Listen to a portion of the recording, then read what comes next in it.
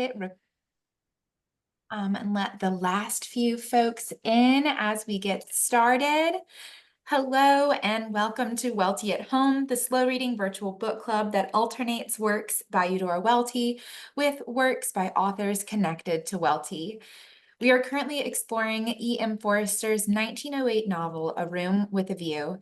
During this series, we have read and talked about 4 chapters each week. This is our last 4 chapters. We are finishing the book today, and we will finish and talk about the book as a whole next week on June 17th. I am Anna Traylor, the education specialist at Eudora Welty House and Garden. We are grateful to Suzanne Mars, Eudora Welty's friend and biographer and professor emerita of Millsaps College, for guiding these discussions alongside our guest instructor for this series, Kelly Marsh. Kelly is a professor of English at Mississippi State University. She teaches courses on British and Irish literature, and she is the winner of the 2016 Grisham Master Teacher Award. Just some housekeeping. To comment or ask a question, click Reactions button at the bottom of your screen and select Raise Hand. If you're on a tablet or a phone, you may have to tap the screen for this option to appear. A lively discussion often takes place in the chat as well, so be sure to glance over at the chat box every now and again. So, Kelly, I will hand it over to you now. Good afternoon, everyone. So good to see everyone back. Today is my last day because, as Suzanne and I have known from the beginning, next week's session conflicts with my travel schedule. So you'll be with Suzanne next week. I will be regretting not being here, and certainly will watch the recording afterwards to hear what you all have to say as you sum up. Certainly, if I may just say one more. Kelly, I hope attendance doesn't plummet. I am sure it won't. And I did want to say that I teach this novel often, and after speaking with all of you about this past month, I will never teach it. I will never teach it the same way again. You have really enriched my view of the novel. But since it's my last day, I thought I would start with a topic that is especially interesting to me right now, and that I think if I talk it through just a little bit, I could just explain what that is. Gives me a chance to go over just a couple of highlights about the ending, and also I think it connects to some things that several of you have said you're interested in talking about for this week. So the thing that I just wanted to start with is a little bit of contextualizing this novel with what had gone before it and what comes after. As you know, the 19th century novel is strongly dominated by what is often called the marriage plot, which is a little bit of a misnomer, because what it really means is the courtship novel in which the conclusion is a wedding, and you don't often get very much about marriage at all. So that dominates 19th century literature, and to some extent the novel in English. I know you've read Pride and Prejudice together, so you've seen what this looks like, this courtship novel, this marriage plot. I know also that you've read Virginia Woolf's To the Lighthouse, so you see that by the time you got to about 1925, people were rethinking. So there's the Ramsay's marriages presented from outside with a bit of criticism. You have Lily Briscoe, who maybe or likely will not marry. You have Paul and Minta's marriage failing in the background. So you see that in after the 19th century, the vision of marriage in the novel kind of changes, as does the vision of what a novel is or can be about. And the reason I bring that up is here's Forster writing in 1908, so in between, like after the end of the 19th century, before Woolf's writing To the Lighthouse. From the very beginning of this novel that we've all just finished, he is kind of proclaiming that he's moving beyond the Victorian. On the very first page, we see portraits of Queen Victoria and Alfred Lord Tennyson on the wall of the pension, and Lucy just wants to get away from that. There's long discussions about the medieval lady as she was imagined by the Victorians. He specifically says that in those paragraphs, the Victorian version of the medieval lady. So he's proclaiming that he wants to get away from 19th century sort of conventions.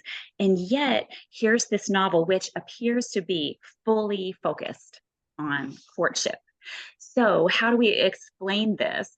I think there are at least two big answers. One of them is the one we talked about last week, which is one reason that, is that this particular courtship may well, I believe, is a mask of sorts for a courtship and culminating in a relationship between two gay men. And this, saying that again, now that we've finished the novel, gives me a chance to point to some of the reasons I'm thinking that.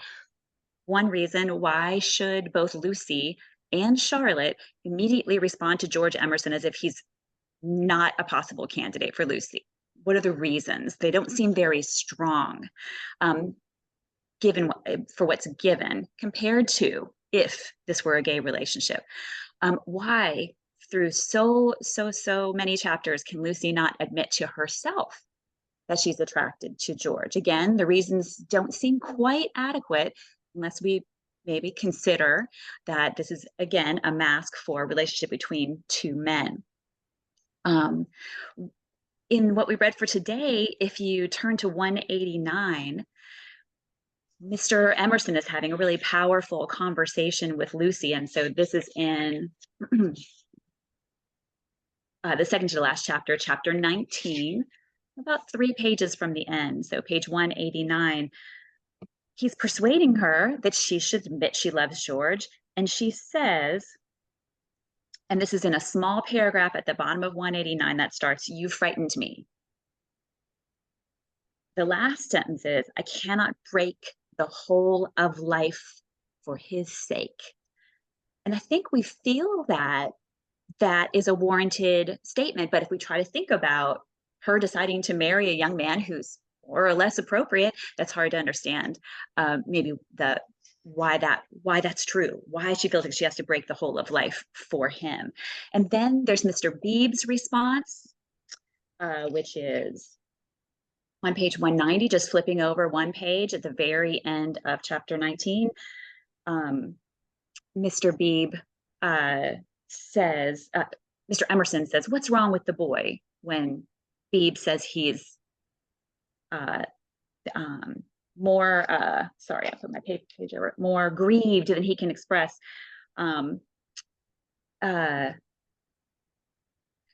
Beebe says, "What's wrong?" "Nothing, Mr. Emerson, except that he no longer interests me.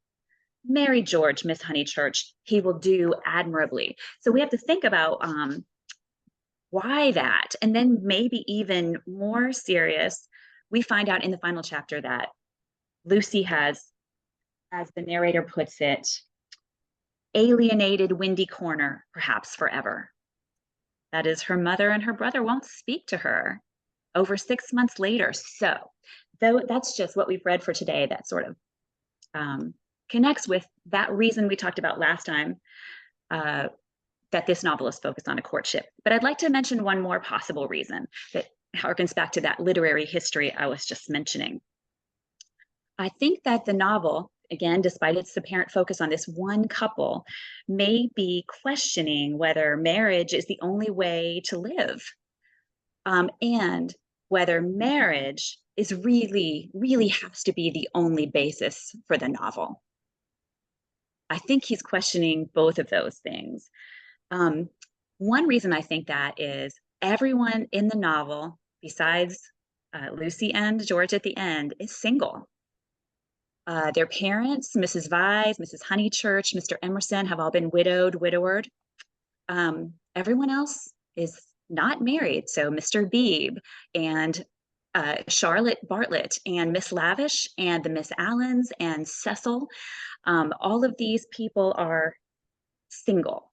And so I think something that you've all expressed, many of you expressed interest in is following up some of these characters. What about them? And I think what the single people are doing is probably very relevant. So that's one reason I think that Forster is questioning, does the novel have to be about marriage? Another reason that another piece of evidence I would suggest is And I guess this is me wondering, is it possible that Mr. Beebe is right? Are George and Lucy less interesting after they get married? The fact that they end up back at the Pension Bertolini in the same room. Lucy didn't like the Pension Bertolini before, it was too English, but they end up right back there where they started. I'm not questioning. I think that the novel has so much joy in it, and joy for these people falling in love, but also I think a questioning, is this really the only way? Mr. Beebe says something kind of interesting also on page 175. And I bring this up because I guess I'm bringing up two topics. How does the novel feel about marriage, and how does the novel feel about the novel? Again, novels having been dominated by the marriage plot. On page 175, so that is chapter 18. It's 3 pages from the end. Mr.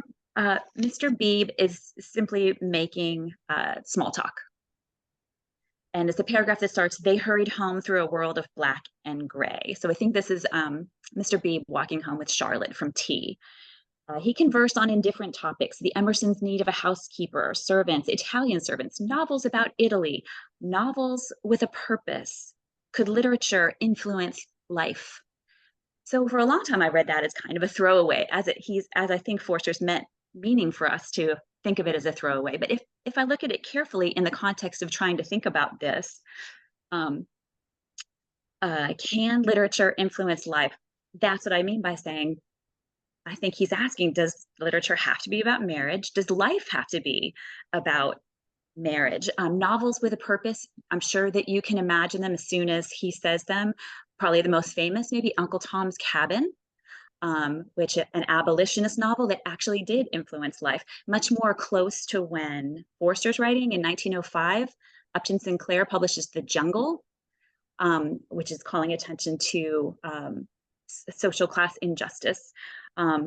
So I think Mr. Beebe's wondering is not idle, and maybe Forster's wondering, can the novel change life?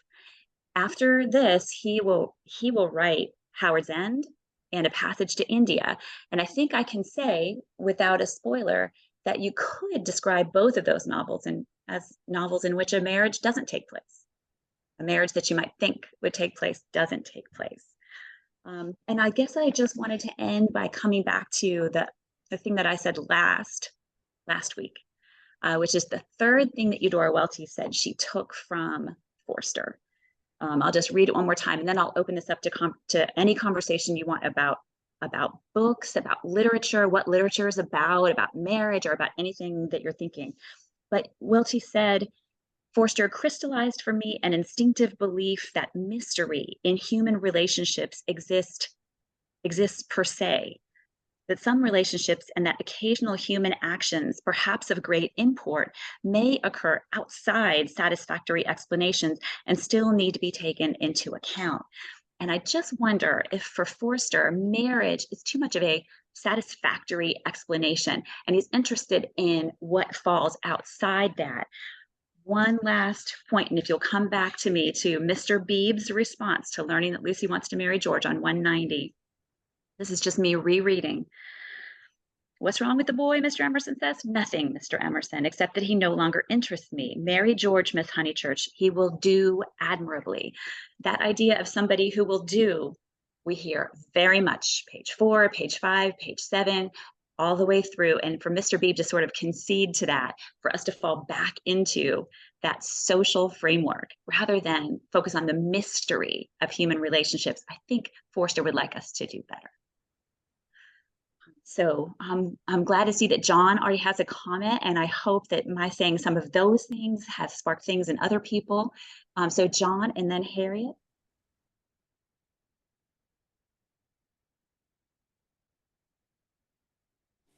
There. Justin, yeah, The one thing I wanted to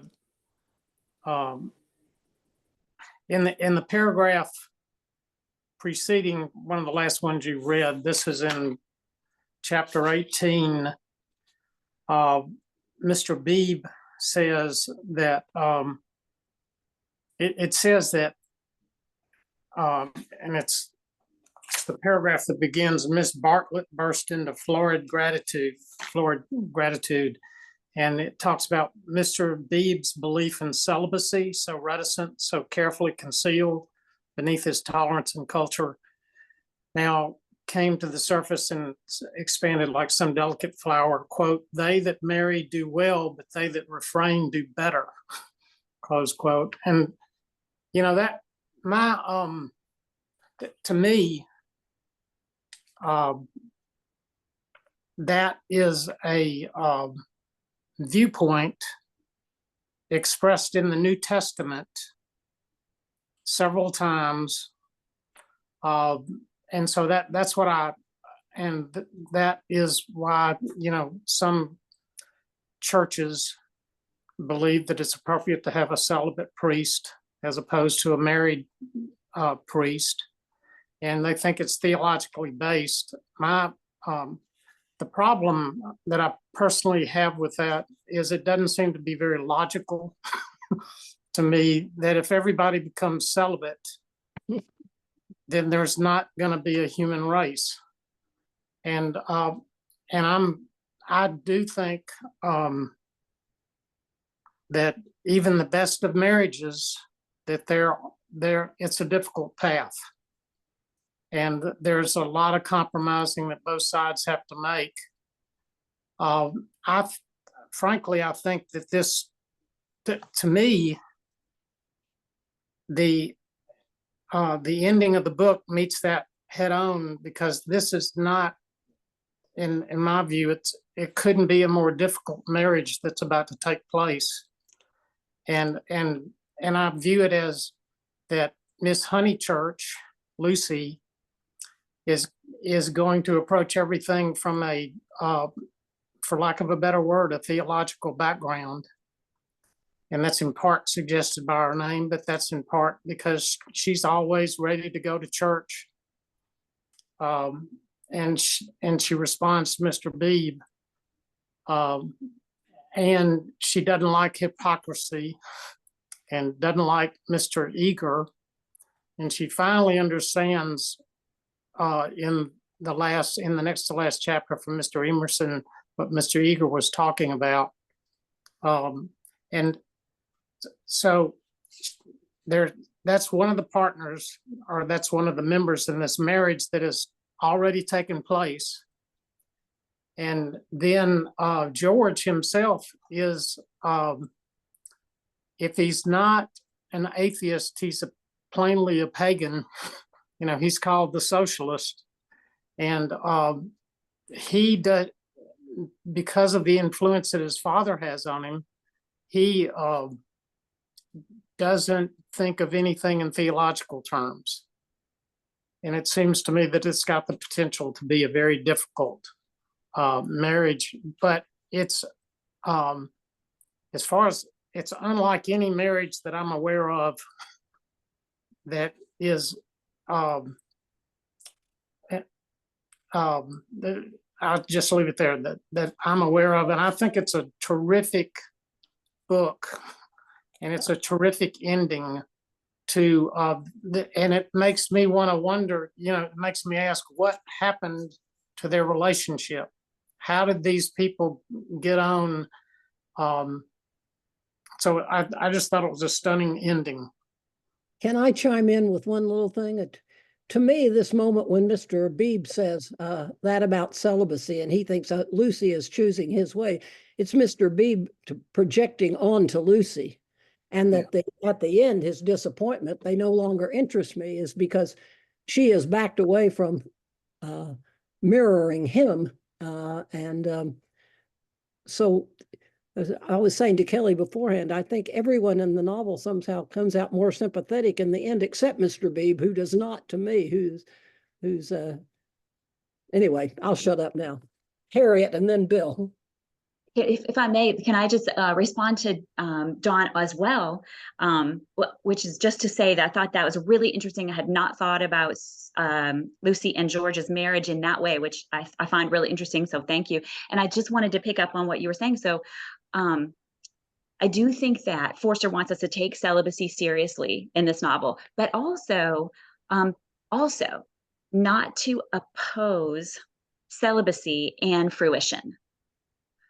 He will go on in Howard's End to write daringly about a loved child born outside of marriage. And that, again, that will be a daring choice on his part. I think he wishes we didn't have to so strongly connect the social institution of marriage to physical expressions of love.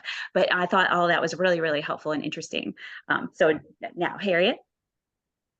Yeah, so I think I absolutely agree with you about what the issues of the novel are. I think I'm maybe in a different place about seeing the relationship between Lucy and George as as uh, um, let me just say I think it's a very positive reading.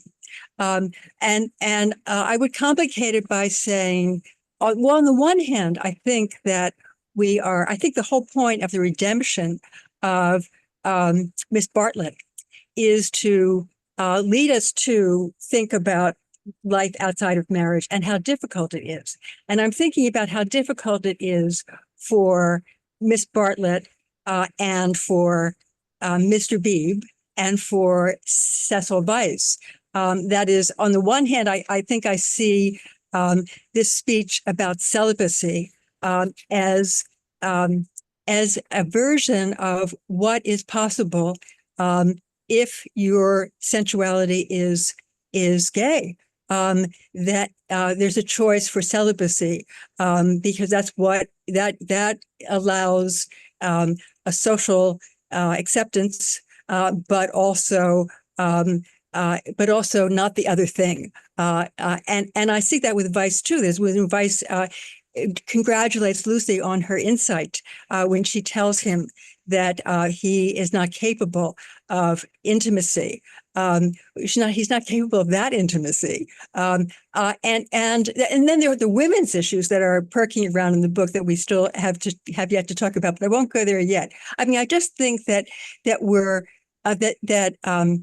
I'm attracted to your reading because I think it is an alternative to understanding a kind of hopelessness to the gay for the gay man.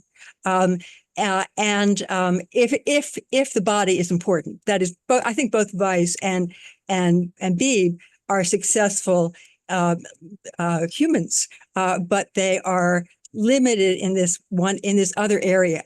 And then I think when I come down to the fact that we choose to end not with marriage, but with Charlotte, and with Charlotte, with rehabilitating her as a kind of tragic heroine who has in her own life not been able to handle her choice for independence, her choice not to marry, except for the way that she's played it, except for this role that we find comic and sad. But that, the end of the novel tells us that she has been drawn to George and Lucy. She has been drawn to passion, the story of their passion, that she's the one who's kept it alive, and she's the one who has finally made it happen.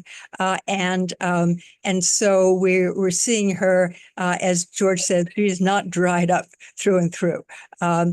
She is, but given that she lives in the society that she does, this is the best she was able to do. She's protected Lucy, and now she has rooted for Lucy, but as an independent woman. That's something that's really interesting, Harriet. Thank you so much. And at the end there, where you're talking about Charlotte, you reminded me, I thought about Charlotte a lot this past week, because last week Pearl said, let's think more about Charlotte, and several of you have.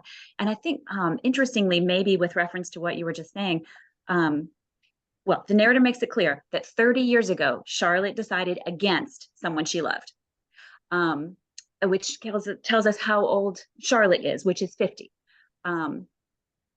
In case we were wondering when the narrator calls her, quote, elderly. But the thing I was going to say was, I think when we see Charlotte as most I don't know, excited and alive is when she's with Miss Lavish, which several people say, well, that's an odd relationship. Like, what brought them together? What's happening there? And the reason I bring that up is because, like Harriet just pointed out, it's Charlotte who makes that reconciliation between George and Lucy possible, and Miss Lavish. So we're talking about the history of literature. We'll probably talk about Miss Lavish's book, but whether that book is good or bad, whether she did right or wrong to put Lucy's story in it, that book brings them back together as well as Charlotte does. And so I think that's kind of interesting on the topics of both marriage as well as literature. But I think that Harriet's right, though, too, that counting the cost of being single in a certain kind of culture is definitely really important. And Bill? Fascinating stuff. Mine's going to be less so I'll just get to the most interesting thing that I found.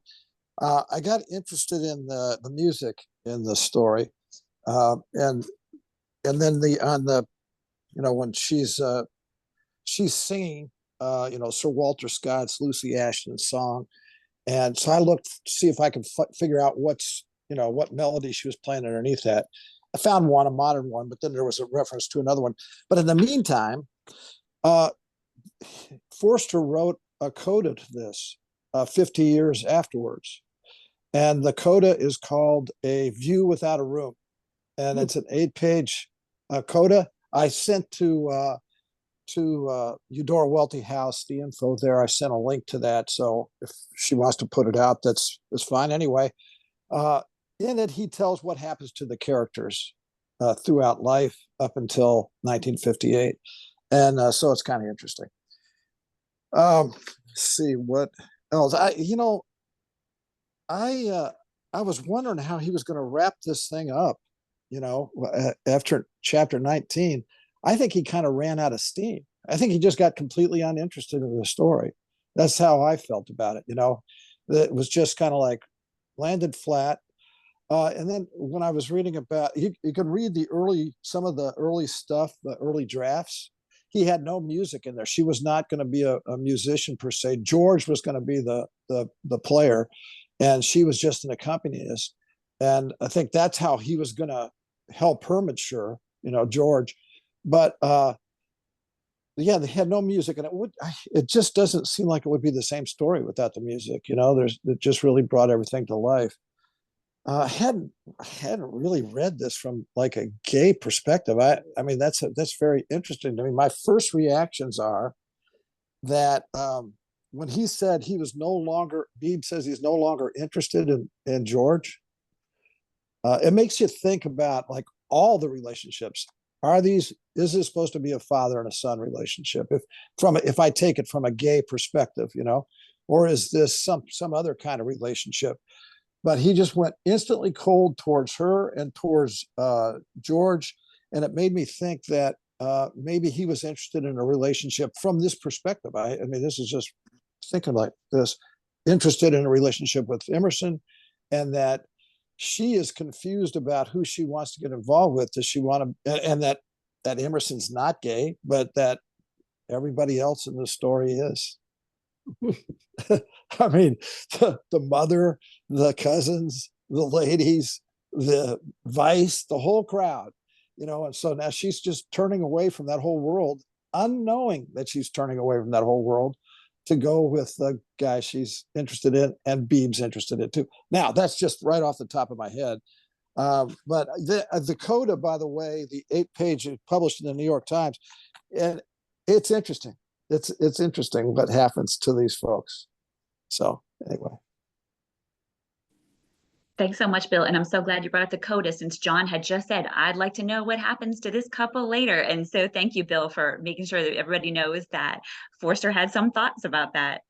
And I think John wanted to say something. Real quick, before you do, Bill, could you resend that link to the info@eudoraweltyhouse.com? I'm looking right now and I didn't see it. The last thing I'm seeing from you is the Catherine Ann Porter introduction.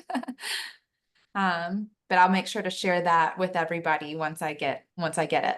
Thank you so much. I just wanted to say, and I'll hush after this, the the ending of the book where Lucy and George talk about Charlotte and what her secret plan was, and how everything she had done had happened so that it would keep the possibility alive that they would be thinking about one another, and that they would actually hook up at the end. And it caused me to go back and look at the beginning of the book. And the very first sentence in the book is by Charlotte, and the ending is about Charlotte, and it made me see her in an entirely different light. And I was in my initial reading of the book, I was not attracted toward her at all, and didn't think well of her, and just thought that she was priggish and was constantly interfering with Lucy's life. And then that's not the way it turned out at all, according to their own interpretation of what she had done. And I've got a couple of things I want to mention about that. It seems to me that what they wind up doing, and is what both Mrs. Honeychurch said ought to be done, and I think Mr. Emerson said it, and that young people needed to be kinder. It was important that young people learn to be kind to older people. And they are, both of them come to this conclusion. Again, it seems to me independently. George comes to it first. Lucy, on her initial reaction, she says, "No, that's impossible, your interpretation." And then she says, "No, it is possible." And it seems to me, like I said, they're affirming that civility that Mrs. Honeychurch and Mr. Emerson hope that young people will have for older people.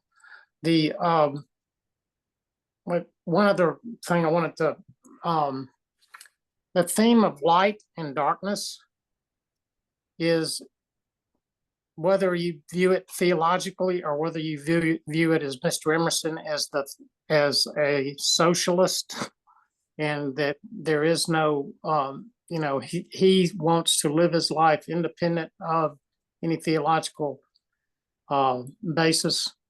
That is to me, that is a strong theme in this book. And how are you going to live in the light and not live in the dark? So that's where I want to leave off. Except I do have one thing. It seems to me this book is a springboard to a lot of important books. In A Room with a View, Going to Virginia Woolf, and A Room of One's Own. And as the, just as going through the book progressed, it just made me think of so much that was written after it, and seems to have been influenced by it without there ever being any reference to this book. So that's all I've got. Very interesting, John. All that is the civility, the thinking about youth relationships to people who are older. Where do you find the light? And I think that your point about how much this has influenced is spot on. Beverly?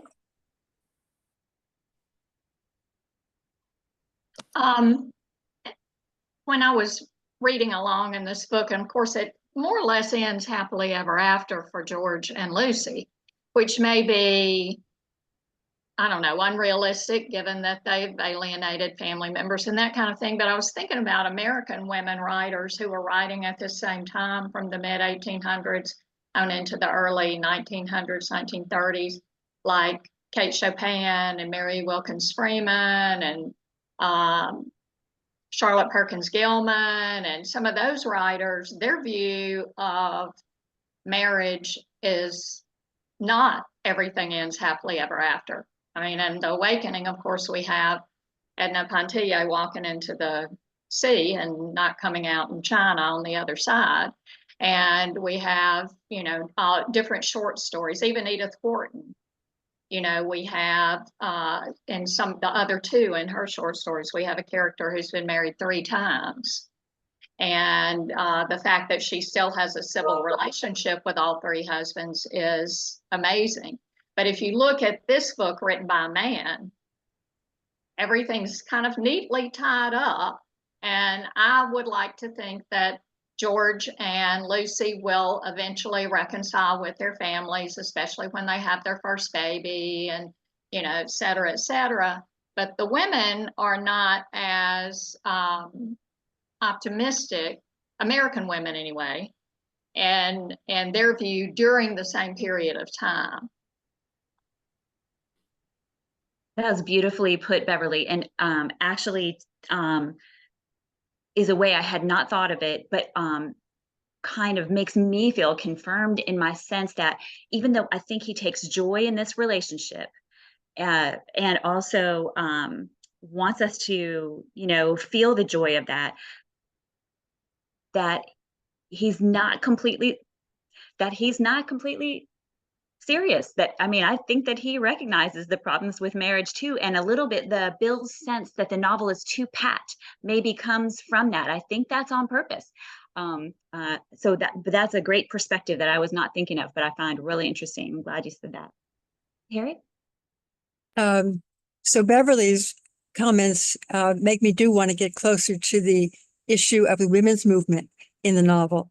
And I'm thinking about the mother-daughter tensions and the moment when Lucy says, I might even share a flat for a little with some other girl.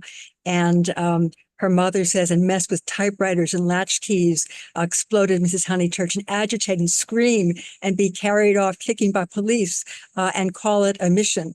You know, if we're thinking about this as a book which is liberated on issues of gay identity, I'm confused by its relationship to women's issues, because I think on the one hand, it pushes for equality. On the other hand, Beebe, you know, will say that I'm trying to, no, it's not Boo. I'm trying to, no, it's Mr. Emerson who says you must marry, that Lucy must marry, that she would not be fulfilled without that marriage. And we do have her at the end darning socks, and George takes the sock away from her. Thank you. But I'm just thinking about the fact that to read this novel from a woman's point of view, Lucy is forced into the idea that she has 2 explanations for why she's broken up with Weiss. One is that Weiss has been too manipulative about what a relationship to a woman, that he wants to determine her and protect her and give her no freedom. And there's many moments of Lucy's anger in the conversation with Weiss, and also in the conversation with Mr. Emerson, when she says, "How dare you?" And then, but then it comes down to her option for fulfillment is George. But Harriet also, Yeah. she thinks of George. George is a boy. I mean, she has assumed Yeah. power in that relationship. Yeah. She's darning the sock, but she's thinking, you know, He was a boy. Yeah. yeah, and she is the one who's seeing more clearly, I think. I mean, I think Forster, to me, has imagined himself into Lucy, which is a great accomplishment, into a life very different from his own. And as Welty says, that, you know, I never doubted that fiction is imagining yourself into lives not your own. So I think he's drawing on his own life, but he's also imagining himself into lives not his own, to Lucy's and to Charlotte's. Yeah. And Mhm. oh, I'll shut up now. Well, he certainly raises the issue, which regardless of where I put him in relationship to the issue, he is concerned to bring us that issue.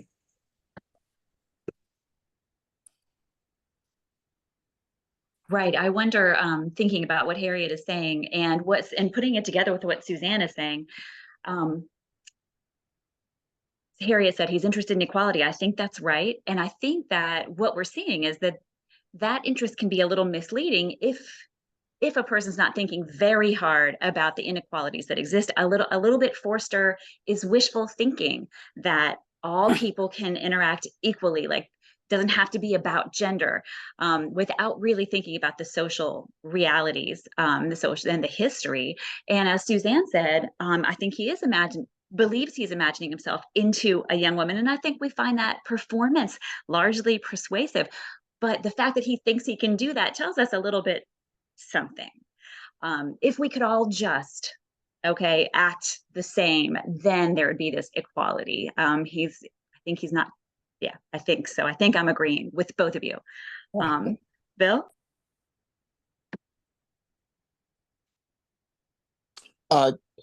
Yeah, just a thought on Forster and Lucy. She was, I think I read that she was the only female character that he really liked of all the female characters that he created and continued to like. In regards to Lucy, she didn't know what was beautiful in art. She had to have somebody guide her and tell her. So I kind of read her as she didn't know what love was, and she had to have some kind of guide to love, which is even more important than, say, beauty and art. So the guides she had were these, shall we say, the older women and the minister. And so they're guiding her, said you should go some other way, not to George. So for whatever reason, I didn't quite understand why her mother was so angry, because she didn't particularly like Cecil either. But that's not up to me. That's up to the writer to put that kind of stuff in there. And so I just thought of her as being naive, not understanding what love is, which is a big topic of who do you want to spend the rest of your life with? And she just didn't know. And then she denied these physical feelings she was having for George that she wasn't having for Cecil, I guess. I didn't read a lot of attraction there, but who knows?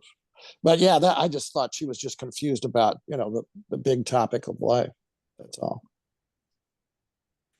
I thought it was interesting that Mrs. Honeychurch was upset originally when the engagement was broken, but she was glad, really. And I wonder, I don't know what Forster says, but it seems to me that this alienation at the end might follow that same pattern, that okay, I'm put out, but it won't last. This is my daughter. That will be over. Yeah. Well, just one other thing too. Somebody, Anna Trailer, received the email. Are you Anna? And so you did see it, so you got it. Okay. And it's hard to read, so I'd say print it off and see if it reads after it's printed. I was able to read it, but I think I'll send the link, or we'll try to add it to the next newsletter, so that way everybody can get it before we meet again next week.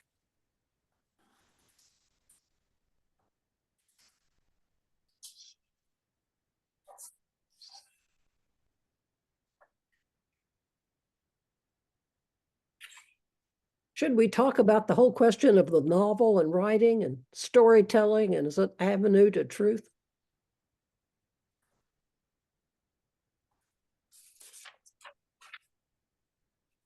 Suzanne, I think you have some ideas about this.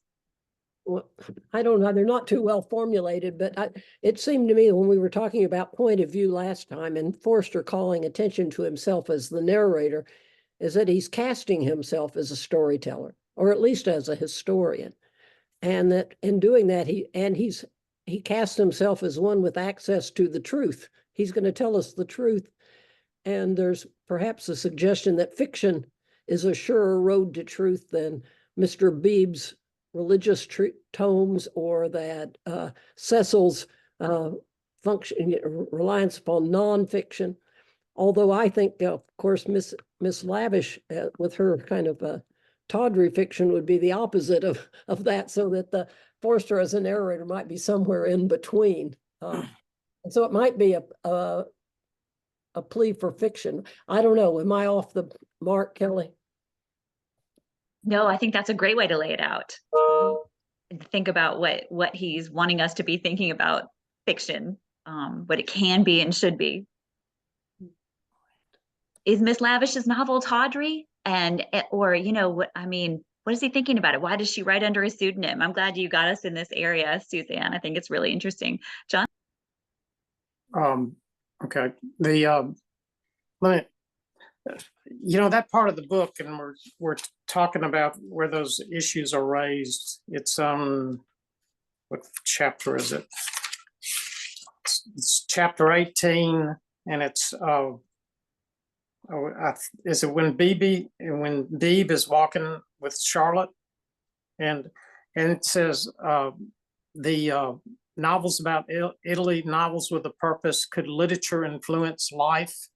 That part of the book, when I first read that, it made me think of Auden's poem about the elegy of Yeats, and he's got a line in there: "Poetry never makes anything happen; it just flows through the valley of the executives," and which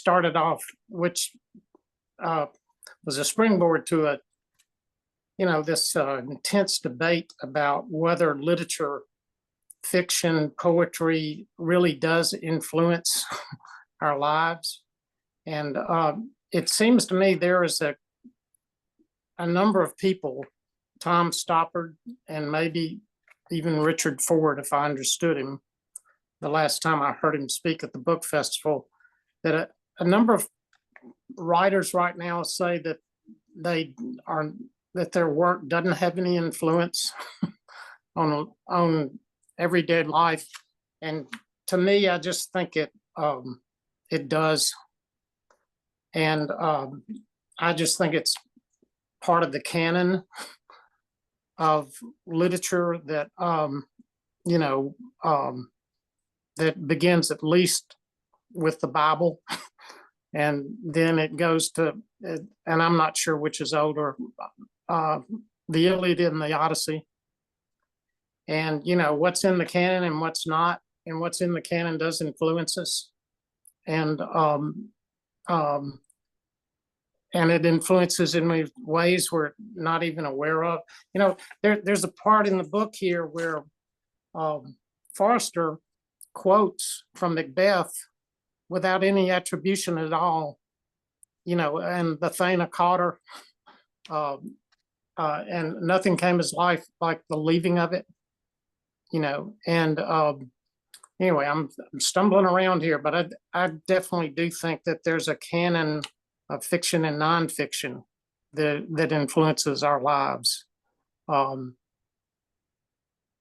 That's all. That's really important to bring up right now, because and bringing up Auden on Yeats is good. And James Joyce talks about this as well. There is a debate going on among fiction writers about whether a piece of fiction that makes things happen, like Sinclair's The Jungle or like Stowe's Uncle Tom's Cabin, is really art. And so if Forster is wishing that his literature could make something happen, but disguising it enough that we wonder about that might be a reason. If it were too obvious, other novelists might suggest it's not really art. And that he's asking us to ask whether what Miss Lavish is creating is art for a completely different reason. So I'm so glad you brought that up, John. Harriet? Yeah, I was going to put the Miss Lavish's novel in the context of it's mocked a little bit, I think, for being a kind of formula, but it's also, as Cecil says, he says all modern novels are bad novels. It's a modern novel, and I'm thinking about the tension between novels or writers and musicians in this novel. I'm thinking about the passage back in our first chapter for today, Beebe had a theory about musicians, that musicians are incredibly complex and know far less than other artists what they want and what they are. That they puzzle themselves as well as their friends, that their psychology is a modern development and has not yet been understood. This theory, had he known that the narrator comes in, had possibly just been illustrated by the facts. So the narrator endorses this. I'm just thinking about our conversation about words, and I think Forster's suspicion about the novel or fiction. Well, it's both what he does, and it's also something that he is has some criticisms of, and that the musician as a counterpoint is dealing with a form that is not about knowledge through words, but perhaps through feeling. I'm just saying, I think this is a complicated and interesting issue in this book.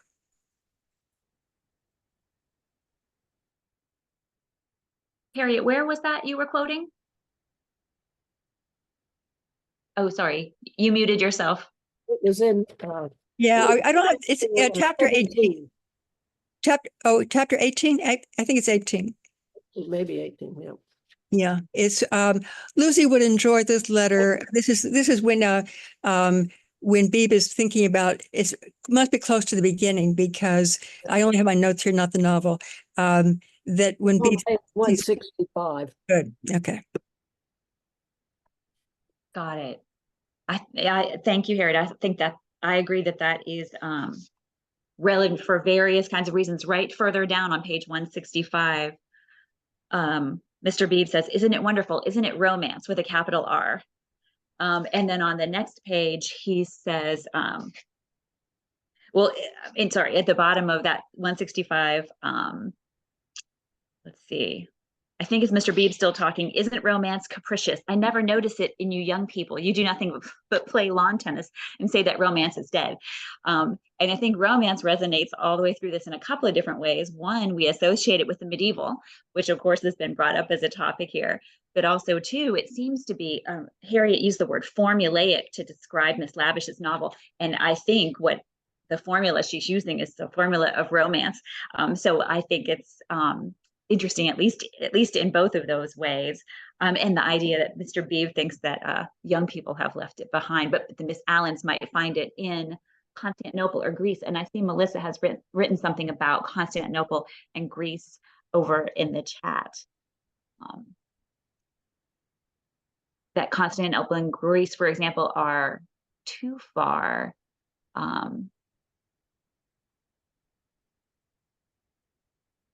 As far as a distance for seeing things, including gender roles.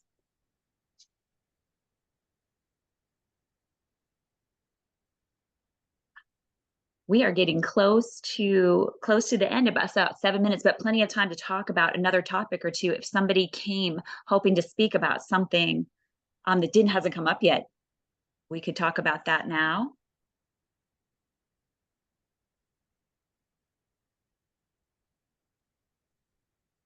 I'm really interested in what you guys have been saying about how literature influences life. I think that really speaks to even Jane Austen's perspective on that in Northanger Abbey, about like those Gothic romances influencing this internal perspective about how her life is supposed to go.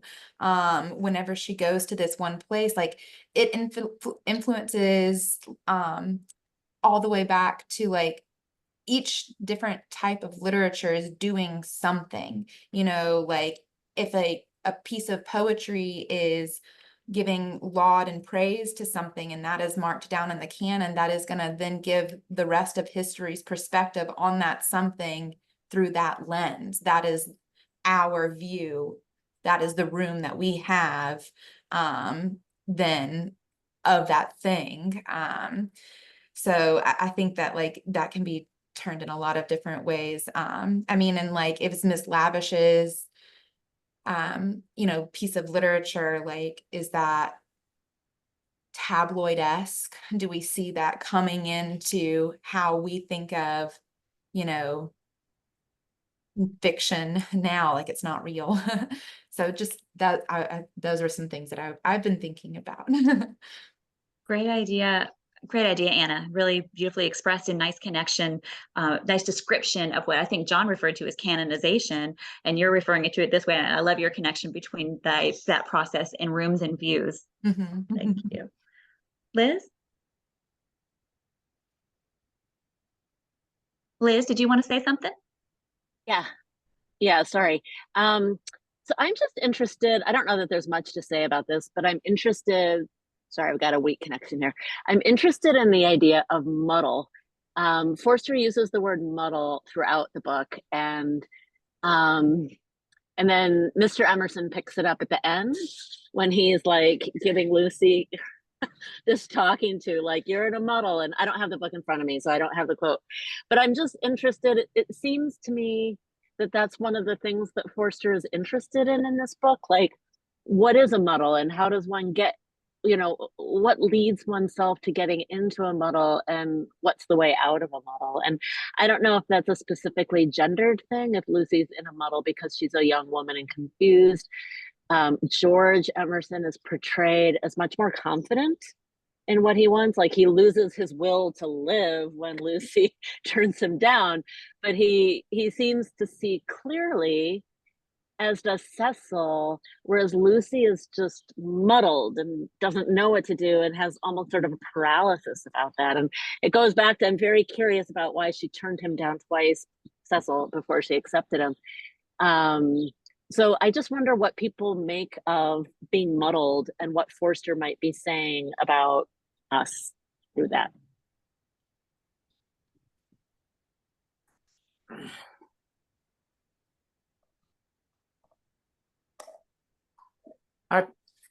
Can y'all hear me? I don't have my hand raised, but am I on the, to me, the muddle issue is related to,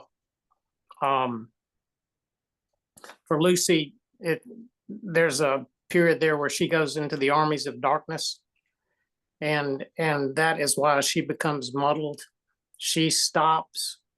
I mean, this is just my paraphrase, but she just stops examining the reasons why she's really acting and why she is gonna go to Greece with the two sisters and on to Constantinople, and she's not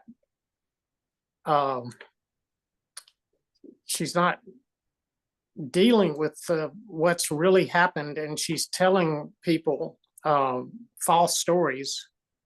And the reason why she's doing it is that she's just feels like she's obligated to follow some kind of code and don't want people to think wrongly about why she's broken up with Cecil, why she's not going to marry Cecil. And she doesn't want them to think that it's because she's in love with George, and she won't admit that she's in love with George. And Mr. Emerson says that you're all muddled about that. You've got to get to the truth. And I think he even says it more important than love and honor. You've got to get to the truth of your life. So to me, that's what the muddle is. We need to try to avoid muddle. And we need to constantly ask ourselves, why are we doing what we're doing with respect to really important issues in our life? That makes a lot of sense. And I like Liz's idea that the idea of muddle is gendered here, and John focusing on Lucy seems to support it. And I think that's right. It might be worth noting that at the bottom of 189, Mr. Emerson has made this impassioned plea to Lucy to say, you should declare your passion for George. And she's like, I can't. But so what she says to Mr. Emerson is, give George my love once only. Tell him muddle. Luckily, she's going to change her mind in a minute, but she does expect George to understand muddle. She expects him to understand it as well as a message. So just a thought as we're exploring that. you. Well, it is 1 p.m., so I'll go ahead and wrap us up for today. Thank you so much to everyone for being a part of today's discussion. Thank you so much, Kelly Marsh, for leading the discussions for the past few weeks. It's been a pleasure to read and discuss with you. We will be back again next Monday at noon with Suzanne to discuss the novel as a whole. Yeah, And I say just a couple of things too. You finished first. Yep, absolutely. I'll let you take it away as we ended up here. There we go. You can have it. I just want to thank Kelly for just a wonderful discussion. She's done a great job, and it's been a real pleasure to have you with us. We hope you come back, and maybe we'll do some more Forster. I also wanted to say that next time we might consider what Eudora Welty says about Forster in Must the Novelist Crusade, and where she does talk a good bit about mystery, and Forster and mystery. So we might think about that. And then if all of you would be thinking about some small incident in the book and how that incident relates to the larger concerns that we've been talking about today, we might take those up and see if we can see how that works out. So I'm going to try to be as open and undirective as possible, but it might not be possible. So anyway, we'll try. Let's have a good time next week. And we're going to miss you, Kelly. I hate not to have the expertise here, but you'll just have to take me fumbling around. All right. Thanks, Kelly. Thank you, Kelly. Bye, everybody. Thank you.